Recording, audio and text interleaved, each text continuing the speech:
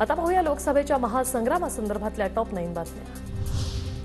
तुम्ही बहुमताने विजयी होणार, दौंडमधील आजीबाईचा सुनेत्रा पवारांना आशीर्वाद। प्रचारासाठी सुनेत्रा पवारांची दौंडमधील गावात मुक्काम। उद्धव ठाकरेंचं मानसिक संतुलन बिघडले, ते वैफल्यग्रस्त झाले, त्यांना मी कामातून उत्तर देतो, मुख्यमंत्री शिंदेंची टीका। तर घटनाबाह्य लोकांवर मी बोलत नाही, कुंथात बोलत असतात, ठाकरेंचा शिंदेंना टोला।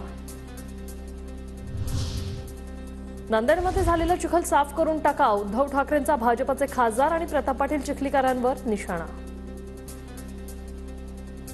चिखल झाल्यावर कमळ फुलतं आणि विकासाची गंगा वाहते, प्रताप पाटील चिखलीकरांचं उद्धव ठाकरे यांना प्रत्युत्तर।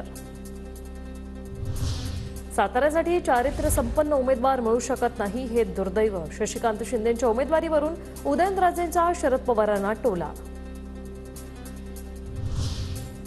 भ्रष्टाचार केला असता तर मी देखील भाजपसोबत गेलो असतो, शशिकांत शिंदेंचा उदयनराजेंना टोला।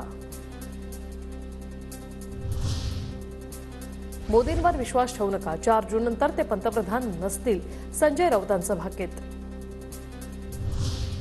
राज ठाकरे अंतिम टप्प्यात चर्चेला आले, आधी चर्चेला आले असते तर लोकसभेच्या जागा मिळाल्या असत्या, भाजपमधील सूत्रांची माहिती।